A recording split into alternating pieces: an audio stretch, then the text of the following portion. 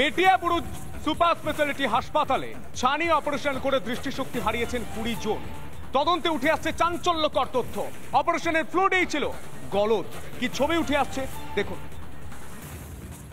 ওই বুধবারে আমার চোখ ঠিক ছিল, তারপরে আবার ডাক্তার পর্দা দেখতে গেল, বলে আমি পর্দা দেখি যদি চোট হয়ে থাকে তো পর্দার ওই ওষুধটা দিল, দিতে চোখটা আস্তে আস্তে ঝাপসা হয়ে গেল।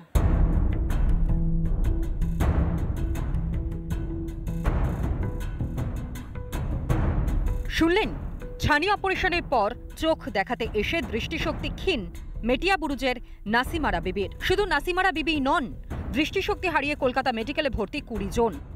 অপারেশনে ব্যবহৃত ওষুধেই কি তার মানে গলদ? স্বাস্থ্য ভবন সূত্রে পাওয়া খবরে কিন্তু এমনই অন্তত আঁচ পাওয়া যাচ্ছে। অন্যদিকে চোখের অপারেশন করতে এসে প্রায় চোখ হারাতে বসেছেন এখনো পর্যন্ত 16 জন রোগী।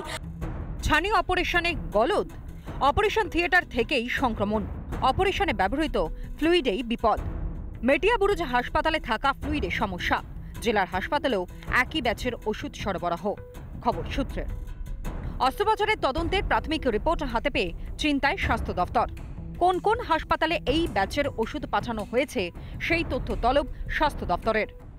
অপারেশনের পরে ফলো আপে আমরা জানতে পেরেছি প্রত্যেক পেশেন্টকে ডেকে পাঠিয়েছি। আমরা রেগুলার ফলো আপে আছি, পেশেন্টদের সাথে টাচে আছি এবং পেশেন্টদের যদি ডিটেকশন হচ্ছে তো আমরা তাদেরকে আড়াইতে গিয়ে ফার্দার ট্রিটমেন্টের ব্যবস্থা করছি।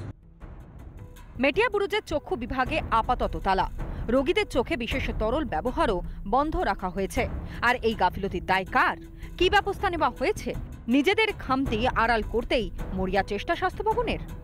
আড়াইও সূত্রে খবর, এই মুহূর্তে সমস্ত রোগীদের যে চোখের ইনফেকশন, সেই ইনফেকশনকে কন্ট্রোল করে কিন্তু তাদেরকে স্টেবল করার যে চেষ্টা, সেই চেষ্টা চালিয়ে যাচ্ছেন চিকিৎসকেরা। ভিডিও পিনাকি নন্দীর সঙ্গে ভাস্কর বসু, রিপাবলিক বাংলা, কলকাতা। যে খবরে নজর রাখতে হচ্ছে, মেটিয়াবুরুজ হাসপাতালে চিকিৎসায় গাফিলতি, 4 জনের বিশেষজ্ঞ দল গঠন। স্বাস্থ্য ভবনের 4 জনের বিশেষজ্ঞ দল, বিশেষজ্ঞ টিম পৌঁছলো মেটিয়াবুরুজের হাসপাতালে। এই মুহূর্তে যে খবর উঠে আসছে, মেটিয়াবুরুজ হাসপাতালে এই মুহূর্তে বিশেষজ্ঞ যে টিম গঠন করা হয়েছে, যে দল গঠন করা হয়েছে বিশেষজ্ঞ দল, সেই 4 জনের বিশেষজ্ঞ দল ইতিমধ্যেই পৌঁছে গিয়েছে মেটিয়াবুরুজ হাসপাতালে। আরো বিস্তারিত জানবো, আমাদের সঙ্গে রয়েছেন আমাদের প্রতিনিধি পিঙ্কি। পিঙ্কি, এই মুহূর্তে কি ছবি উঠে আসছে? বিশেষজ্ঞ দল ঠিক কি কি খতিয়ে দেখছেন বা তাদের সঙ্গে কি কথা বলা সম্ভব হলো? পিঙ্কি,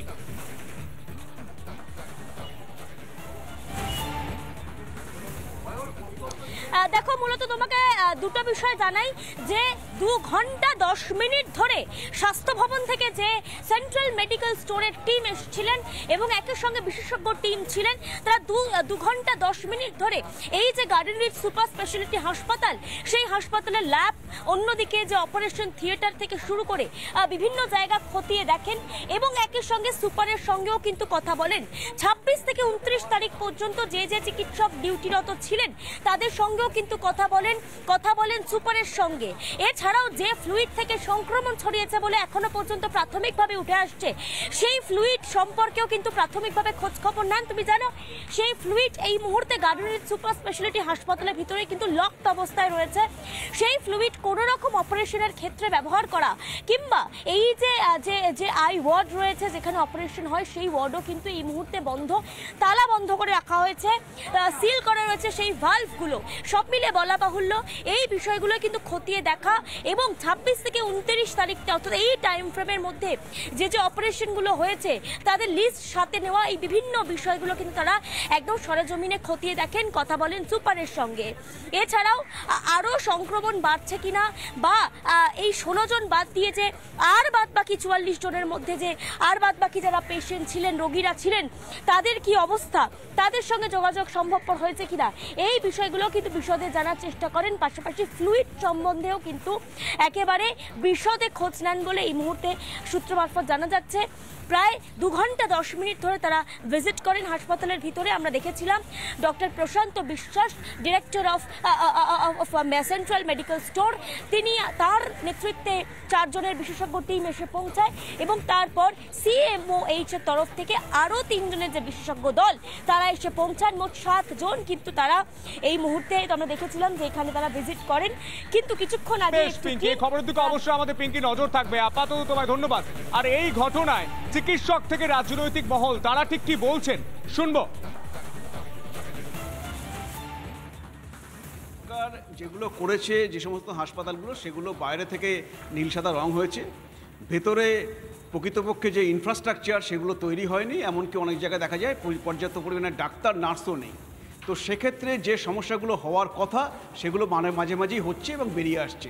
যে এই সংক্রমণ যেখানে হয় সেটা হচ্ছে জীবাণুমুক্তকরণ হয়নি বলে এই অপারেশন থিয়েটার বা সেখানের হচ্ছে যন্ত্রপাতি, তার জন্য এই ঘটনা ঘটেছে।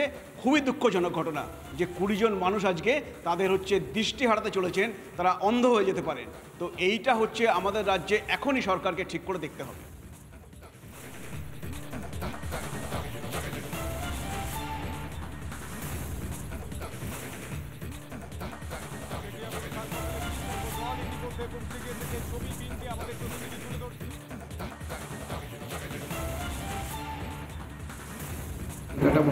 স্বাস্থ্য পরিকাঠামো যে কোন জায়গায় চলে গেছে এটা তার অন্যতম উদাহরণ।